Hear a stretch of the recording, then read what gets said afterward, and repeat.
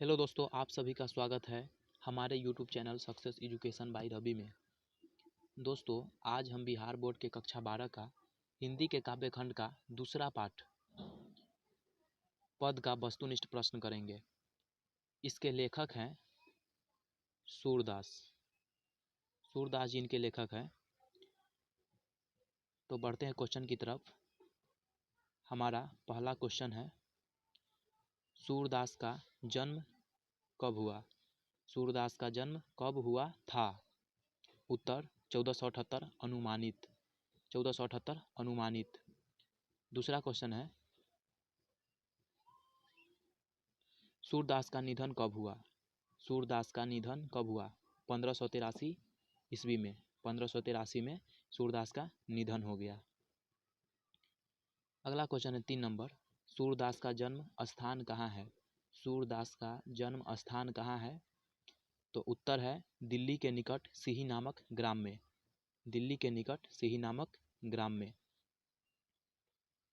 अगला क्वेश्चन है 4 नंबर, सूरदास का निवास स्थान कहाँ है?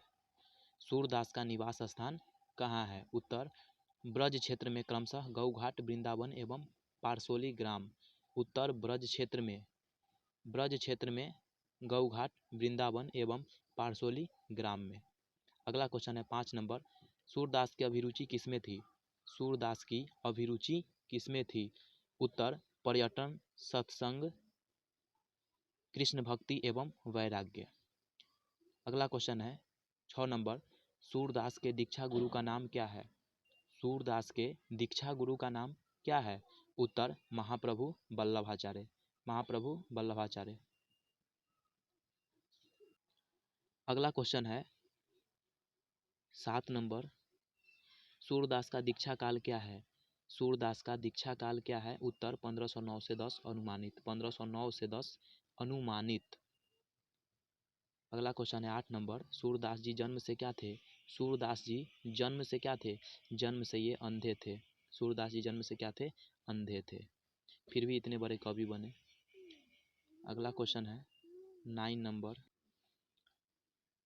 9 नंबर क्वेश्चन है, सूरसागर, साहित्य लहरी, राधा रसकेली, सूर सारावली, ये सब कृतियाँ किनकी है? तो सूरदास की है। ये सब कृतियाँ सूरदास की है। फिर से एक बार, सूरसागर, साहित्य लहरी, राधा रसकेली, सूर सारावली, ये सभी कृतियाँ किनकी है? सूरदास की। अगला क्वेश्चन, वल्लभाचार्य के शिष्य बनने से पहले सूरदास क्या लिखा करते थे? वल्लभाचार्य के शिष्य बनने से पहले सूरदास क्या लिखा करते थे?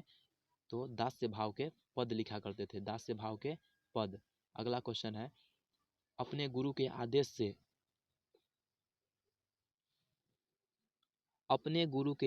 से सूरदास ने किस मार्ग में दीक्षित हुए? अपने गुरु के आदेश से सूरदास ने किस मार्ग में दीक्षित हुए? उत्तर पुष्टि मार्ग। उत्तर पुष्टि मार्ग। 12 नंबर क्वेश्चन है, लीला रसिक कृष्ण भक्त कवि कौन है? लीला रसिक कृष्ण भक्त कवि कौन है? उत्तर सूरदास। अगला क्वेश्चन, अष्टछाप की स्थापना कब हुई थी? अष्टछाप की स्थापना कब हुई थी? 1565 ईस्वी में। 1565 ईस्वी में। अगला क्वेश्चन है, अष्टछाप के कवि कौन कौन थे? अष्टछाप के कवि कौन कौन थे? अष्टछाप के कवि थे सूरदास, कुंभन दास, परमानंद दास, कृष्णदास, नंददास, गोविंद स्वामी, चित्त स्वामी, चतुर्भुज दास। ये सभी अष्टछाप के कवि 8 कवि थे। अगला क्वेश्चन है, सूरदास हिंदी साहित्य के किस काल के कवि हैं? सूरदास हिंदी साहित्य के किस काल के कवि हैं? भक्ति काल के। अगला क्वेश्चन है, सूरदास किस भाषा के प्रसिद्ध कवि हैं? सूरदास किस भाषा के प्रसिद्ध कवि है? ब्रज भाषा के ये प्रसिद्ध कवि हैं। अगला क्वेश्चन है 17 नंबर, सूरदास किस भक्ति के कवि है? सूरदास किस भक्ति के कवि है? कृष्ण भक्ति के कवि हैं। अगला क्वेश्चन है, वात्सल्य के विश्व में अद्वितीय कवि कौन है? वात्सल्य के विश्व में अद्वितीय, मतलब वात्सल्य के विश्व में अद्वितीय कवि कौन है? सूरदास। अगला क्वेश्चन है, सूरदास किस धारा के कवि हैं? सूरदास किस धारा के कवि हैं? कृष्णाश्रय। कृष्णाश्रय धारा के कवि हैं। सूरदास की रचनाओं की भाषा क्या है? सूरदास की रचनाओं की भाषा ब्रज भाषा है। अगला क्वेश्चन 21 नंबर, पद किसकी रचना है? सूरदास की। पद किसकी रचना है? सूरदास की। अगला क्वेश्चन 22 नंबर, प्रस्तुत प्रथम पद में कृष्ण को किसकी सूचना दी जाती है? प्रस्तुत ये पद जो लिखा गया है सूरदास के द्वारा, उसमें प्रथम और द्वितीय पद है। तो प्रथम पद में, प्रस्तुत प्रथम पद में कृष्ण को किसकी सूचना दी जाती है? तो भोर होने की सूचना दी जाती है। नहीं है, जागिए ब्रज। अगला क्वेश्चन है 23 नंबर, सूरदास को किस चीज़ की भूख है? कृष्ण की जूठन की।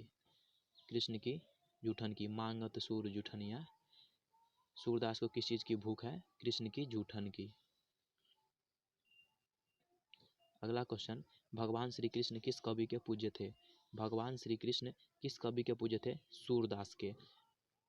सूरदास के पूजते थे सूरदास। अगला क्वेश्चन है 25 नंबर, सूरदास के संकलित पदों में कौन सा रस है? वात्सल्य रस है। अगला क्वेश्चन है, धरणी का पर्यायवाची लिखे। धरणी का पर्यायवाची होता है पृथ्वी, धरती, भू। अगला क्वेश्चन है, धरणी शब्द इसी में आया हुआ है, इसलिए इसका क्वेश्चन हो गया। अगला क्वेश्चन है 27 नंबर, तमचूर का क्या अर्थ होता है? तमचूर का अर्थ होता है मुर्गा। अगला क्वेश्चन है, सूरदास का निधन किस गांव में हुआ था? पारसोली गांव में। पारसोली ग्राम में। सूरदास का निधन किस गांव में हुआ था? पारसोली में। अगला क्वेश्चन है 29 नंबर, कृष्ण कहाँ बैठकर भोजन कर रहे हैं? कृष्ण कहाँ बैठकर भोजन कर रहे हैं? तो नंद की गोद में, नंद बाबा की गोद में बैठकर भोजन कर रहे हैं। अगला क्वेश्चन है, कन्या शब्द का पर्यायवाची, कन्या शब्द का क्या अर्थ होता है? तो गोद होता है कन्या शब्द का अर्थ। 30 नंबर क्वेश्चन है, कन्या शब्द का क्या अर्थ होता है? तो गोद होता है। अगला क्वेश्चन है 31 नंबर, कंबल का मानक रूप है? कंबल का मानक रूप कमल होता है। अगला क्वेश्चन है, सूरदास किस मार्ग में दीक्षित हुए? सूरदास किस मार्ग में दीक्षित हुए? तो पुष्टि मार्ग में, पुष्टि मार्ग में दीक्षित हुए सूरदास।